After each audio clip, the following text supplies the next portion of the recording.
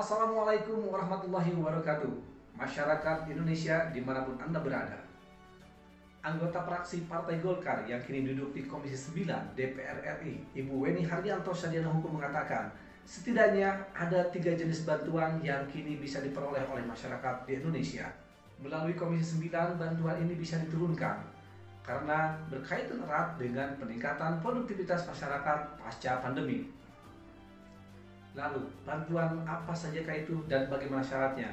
Berikut petikan Ibu Weni Haryanto saat menyampaikan orasi utama PDK Poskoro di Kota Depok tanggal 27 Maret 2022 lalu. Dan dalam kesempatan ini, saya juga ingin menyampaikan bahwa selain saya sebagai ketua di DPP Poskoro Pusat, saya juga anggota DPR RI dari fraksi Partai Golkar. Ini adalah periode kedua saya, di mana pada periode ke-1 saya ditaruh di Komisi 3, Komisi Hukum dan HAM, kemudian Komisi 8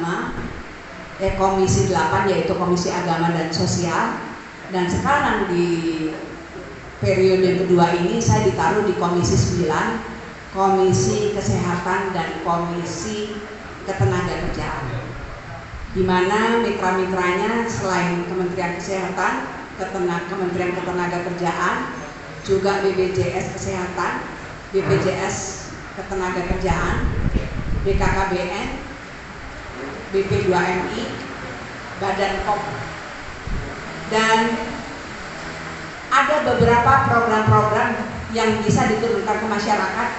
Apakah berkenan dalam kesempatan ini saya jelaskan atau tidak? Bagaimana? Kalau berkenan saya jelaskan supaya bisa diserap masyarakat. Siapa tahu ada yang berminat. Baik. Yang pertama yang bisa diturunkan dari Komisi 9 yaitu dari Kemenaker yang dinamakan Balai Latihan Kerja. Balai Latihan Kerja itu nilai proyeknya 750 juta rupiah. 750 juta rupiah. Dan persyaratannya hanya membutuhkan pondok pesantren, adanya pondok pesantren, dan tanah seluas 500 meter persegi.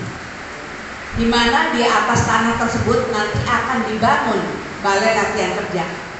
Balai latihan kerja itu bisa berupa lab komputer atau lab bahasa, atau juga bisa pelatihan ketukangan, bisa juga pelatihan konveksi untuk ibu-ibu atau bapak-bapak yang berminat, bisa juga perhotelan, macam-macam bisa dibuat. Nilainya 750 juta rupiah. Tanahnya 500 meter persegi paling sedikit. Cukup jelas ya ini yang pertama ya. Selama punya pondok pesantren boleh. Syaratnya harus ada pondok pesantren dan tanah minimal 500 meter persegi. Kemudian yang kedua yang dinamakan program padat karya. Program padat karya ini nilainya 100 juta rupiah dan persyaratannya hanya membutuhkan yayasan. Bentuk pekerjaannya yaitu pembangunan jalan aspal, pengecoran beton jalan aspal, drainase jalan kiri kanan, kemudian turap tebing, pembuatan selokan, pembuatan MCK bisa 5 unit MCK untuk 100 juta seperti itu, termasuk septic tanknya seperti itu. Dan kemudian apakah sampai di sini cukup jelas? Cukup jelas ya. Ini 100 juta. Kemudian yang ketiga yang dinamakan programnya TKM, Tenaga Kerja Mandiri. Kalau tenaga kerja mandiri itu nilainya 24 juta. 24 juta persyaratannya membentuk satu grup isinya 16 orang yang harus mengumpulkan KTP semuanya. Kemudian ada izin dari lurah. Nah, yang bisa dibuat apa saja terserah. Misalnya bikin rumah makan di rumah, atau buat penjualan pulsa, atau cucian motor, cucian mobil, atau budidaya lele, budidaya ikan hias, budidaya tanaman hias, budidaya kambing, ternak ayam, bebek, macam-macam. Ibu-ibu juga bisa, atau kosgoro bisa juga.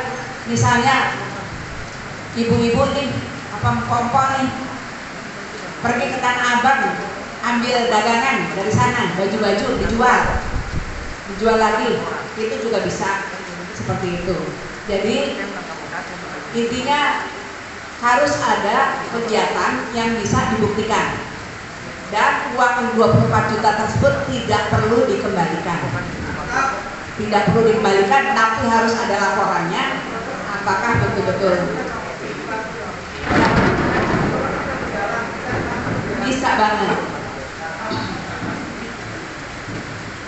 bisa banget, apa saja juga bisa. Jadi pokoknya 24 juta itu modal kita belajar mendirikan UMKM seperti itu. Silakan, saya dapat ribuan nama ya, bisa ribuan orang, jadi silakan dimanfaatkan semaksimal mungkin.